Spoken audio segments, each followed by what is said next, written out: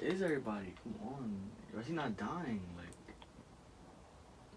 come on, why is he not dying? Finally. This gun sucks. Are you tired of constantly dying and losing all your games? Do you want to dominate the battlefield? To do so, we will have to use the principle of opportunity cost. Call of Duty games use class setups for players who want to customize their battlefield. However, making the wrong class can prevent you from seeing that win streak we all know and love. Everyone has a different playstyle, but if you are constantly losing games, then maybe a switch of classes in order.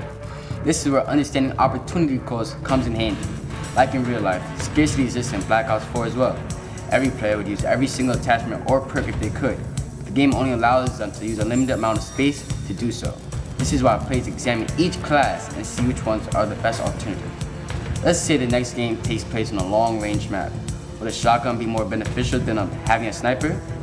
You may like to engage in close-range fights, but having a sniper is obviously the better trade-off here. That is, unless you're a GOAT like Mr. Fagan, who can probably win using any weapon he has.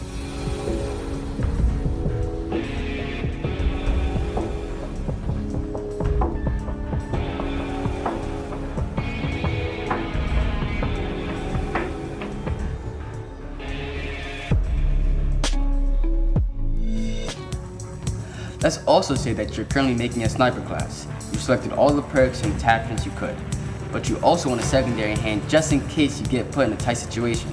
However, you look at the top right corner of the menu and see that you've used all the available space for other stuff. Here's where you must decide whether to substitute one good for the other.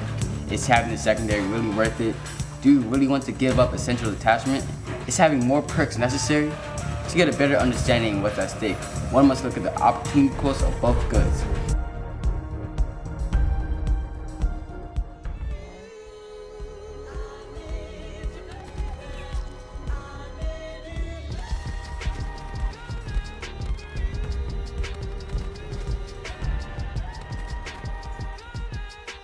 If you choose to take a secondary, then you need to examine the opportunity cost of losing an attachment or perk. Likewise, if you decide to keep your class without a secondary, then you need to take into account the risk you run into having no backup weapon in the game.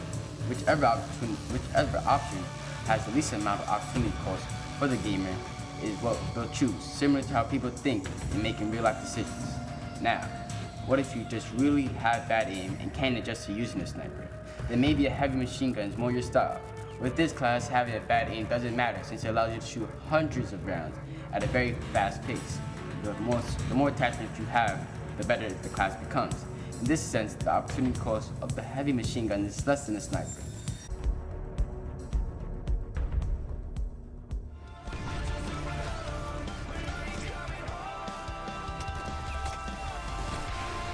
The last economic principle in Black Ops 4 we have to discuss is the score streaks.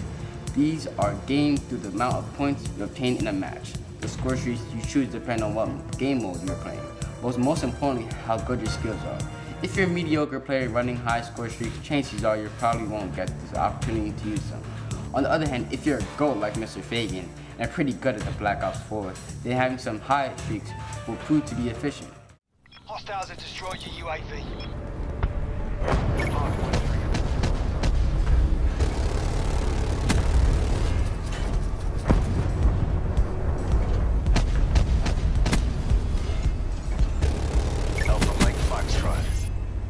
At the end of the day, it all comes down to your opportunity cost. As you can see, Black Ops 4 is not a simple shooting game, but an economics game as well. If there's anything you take away from being an economics class, it's the opportunity cost is a factor in everything you do.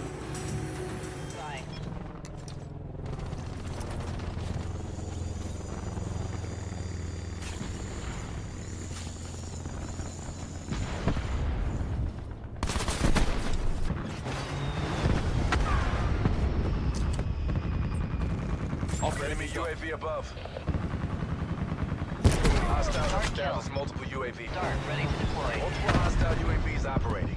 UAV energy levels. Hostile RCXD spotted. Net call. Hostile Hellstorm inbound.